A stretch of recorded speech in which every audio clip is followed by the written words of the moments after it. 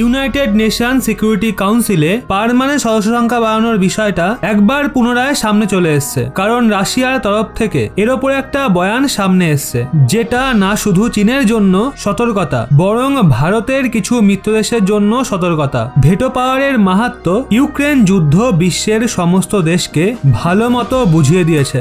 যুদ্ধ শুরু হওয়ার পর ইউএন সিকিউরিটি কাউন্সিলের মিটিংয়ে ইউক্রেন বিষয়টার ওপর আনা আমেরিকা, ব্রিটেন এবং ফ্রান্সের অনেক রেজলিউশনকে যখন রাশিয়া ভেটো করে দিয়েছিল, ওই সময় বিশ্ব একবার পুনরায় বুঝতে পেরে যায় ইউনাইটেড নেশন সিকিউরিটি কাউন্সিলে পার্মানেন্ট সিট ও ভেটো পাওয়ার থাকা এটা নিজেদের মধ্যে কত বড় একটা শক্তি। ভেটো পাওয়ার নিউক্লিয়ার বোমে টেকনোলজি অর্জন করার থেকেও ঘাতক। একটা আলাদা দেশ নিজের কোনো জেদ নিয়ে রয়েছে, তো সেখানে বিশ্বের অন্যান্য সমস্ত দেশ এমনকি ইউএন সিকিউরিটি কাউন্সিলের সমস্ত পার্মানেন্ট সদস্য দেশ যদি একসঙ্গে এসে যায় তাহলে তারাও কিচ্ছু করতে পারবে না। এছাড়া ভেটো পাওয়ারের ব্যবহার না শুধু নিজের দেশের স্বার্থকে সুনিশ্চিত করার জন্য করা যেতে পারে, বরং নিজের মিত্র দেশগুলোকেও সহায়তা করা যেতে পারে। ইউএন সিকিউরিটি কাউন্সিলের টেবিলের ওপর সিটের জন্য ভারত দীর্ঘ 70 বছর ধরে অপেক্ষা করছে। পিএম নরেন্দ্র মোদীর আবেদনে ভারত সরকার নিজের দাবিকে নিয়ে মারাত্মক ভোকাল হয়েছে। PM Modi, foreign minister doctor S Jaishankar মহাশয় এবং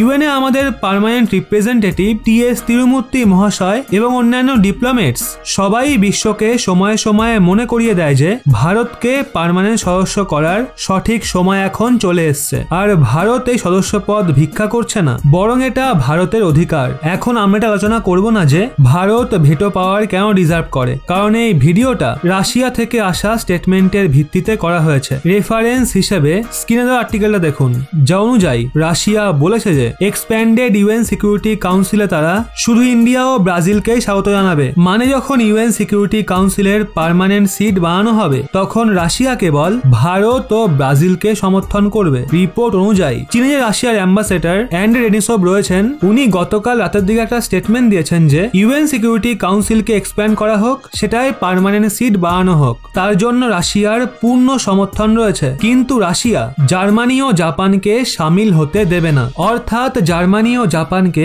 সদস্য হতে দেবে না। চীনের বেজিং শহরে ইউএন ওয়ার্ল্ড পিস ফোরামের একটা প্লেনারি সেশন চলছিল, যার দরুন রাশিয়ান অ্যাম্বাসেডর বলেন যে ইউনাইটেড নেশন সিকিউরিটি কাউন্সিল একটা এমন জায়গা হয়ে গেছে যেখানে পশ্চিমী দেশ অর্থাৎ আমেরিকা, ইউক্রেন, ফ্রান্স এগিয়ে এসে নিজের প্রপাগান্ডা ছড়ায় আর নিজের বিচারকে আলটিমেট ট্রুথ বলে। এর জন্য ইউএন সিকিউরিটি কাউন্সিলে রিফর্মস করার সঠিক সময় চলে এসছে। আর রাশিয়া ইউএন সিকিউরিটি কাউন্সিলের কম্পোজিশনকে বদলানোর পক্ষে রয়েছে। উনি বলেছেন রাশিয়া ভারত ও ব্রাজিলকে পার্মানেন্ট সদস্য রূপে সামিল করার জন্য তৈরি রয়েছে, কিন্তু জার্মানি ও জাপানকে নয়, কারণ এর ফলে ইউএন সিকিউরিটি কাউন্সিলের যে ইন্টারনাল ব্যালেন্স রয়েছে সেটা শোধরাবে না। অর্থাৎ রাশিয়া মনে করছে ভারত ও ব্রাজিলকে সামিল করায় ইউএন সিকিউরিটি কাউন্সিলে ব্যালেন্স আসবে। আমরা একতরফা আমেরিকাকে সমর্থন করব না, যেখানে জার্মানি ও জাপান চোখ বন্ধ করে আমেরিকা ও ব্রিটেনকে ফলো করবে। ওদিকে ইউএন সিকিউরিটি কাউন্সিলে ওয়েস্টার্ন দেশগুলোর সংখ্যা বেশি হয়ে যাবে,